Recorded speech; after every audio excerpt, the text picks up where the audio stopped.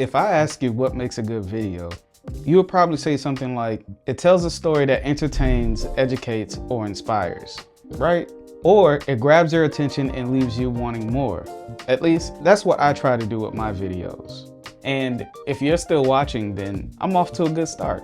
Today, I'm sharing my creative process on how I make my YouTube videos, from scripting and filming to organizing and editing. And maybe you'll find something that works for you.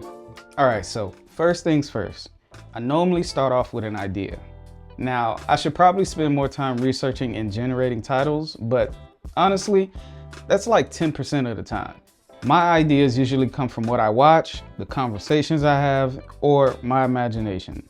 Either way, I try to write it down as soon as I can so I don't forget, because I will forget. And when I have more time to focus, I try to figure out what's the purpose of this video. This helps me figure out if the video is worth making or if I should let it steep a little longer, or just trash it.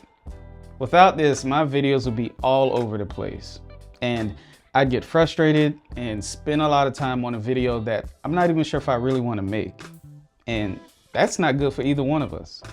When I'm clear on the video I want to make, the next thing is to choose a style. Do I want to make a tech review video, a tutorial, or do I want to share my personal process on something? Knowing the video type helps me research and script the video. All right, so let's say I want to make a tech video. I will do some research on the product and some of the common points that people will want to know about. Then buy it, try it, and rate it 1 to 10, especially if it's a product that I don't know that much about. Then I will outline my thoughts about it and build a script.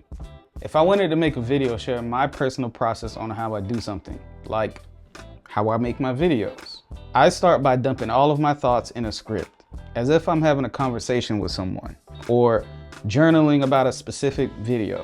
Look, a lot of people don't like scripting, and that's fine. But when I script my videos, it feels more concise, less stressful, and supports other parts of my creative process. After I get all of my thoughts down, I take the script and restructure it in a way that flows better and tells a better story, but still sounds like me. And that's harder than it sounds, because it's just me talking to a camera, pretending it's you, responding to me in the future. I promise, I'm not crazy. One thing that a good video does is create engaging visuals that draw you in. And there's a couple of things that I do to create those visuals. First, I create a shot list. I do that by reading my script and describing the images I see in my head on a list. I write down details like the action, the location, the type of shot, and the angles I see while reading the script. After planning my shots, I'm usually ready to start filming next. I like to start off with the A-roll first. The A-roll are the main clips that tells the story. My A-roll mainly consists of me sitting down in front of a camera telling the story.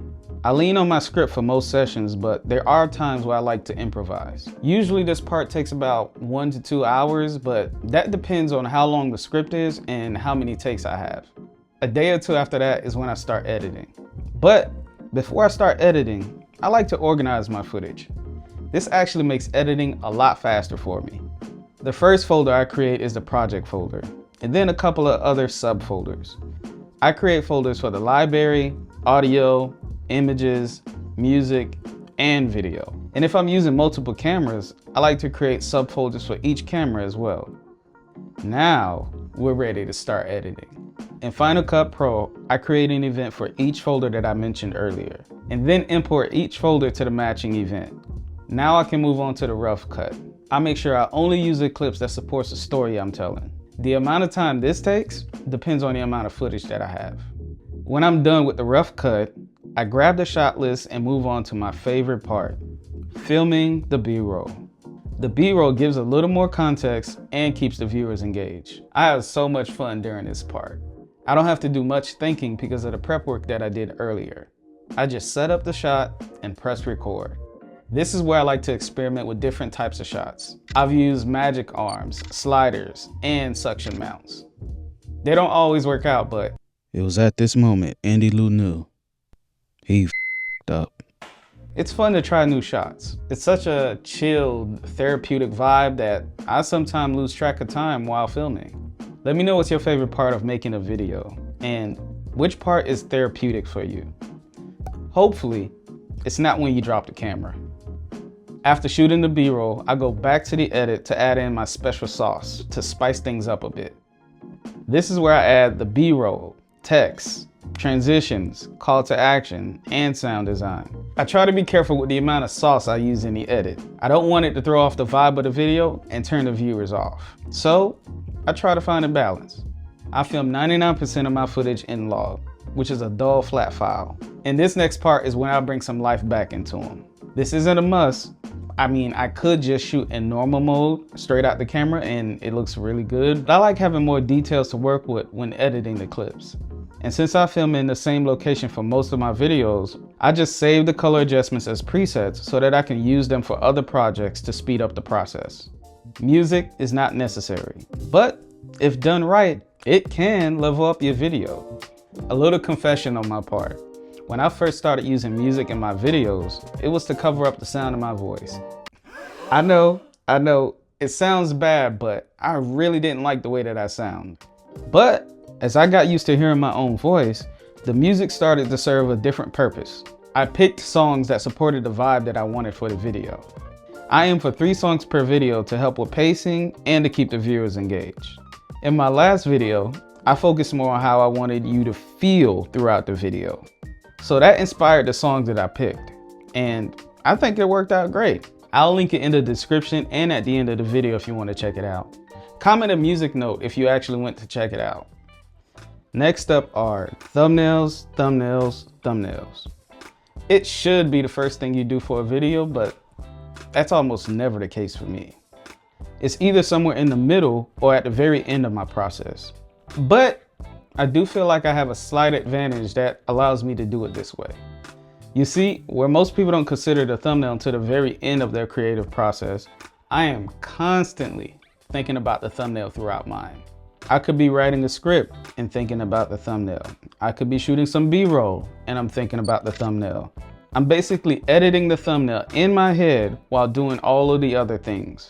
So it's not at the beginning of my process, but it's not at the back burner either. And handling my thumbnail this way allows me to spend less time on them. I'm not saying it slaps every single time, but when it does, it feels like the best thing since sliced bread. Titles though, that's a little bit harder to figure out. I could have the best title that describes what the video is about and get a handful of views. Other times, the very first title I come up with hits a sweet spot and the views and engagement starts rolling in. So to keep from going insane, I just craft my title around the goal of my video. And if there's a title out there that's similar to mine and works better, I'll make some tweaks to mine and see how it works out. And then I move on to the next. At least I try to. I'm still working on that part. And that's my creative process. You made it this far, so I know you don't hate the video, so go ahead and drop a like to show some love and hit that subscribe button on your way out.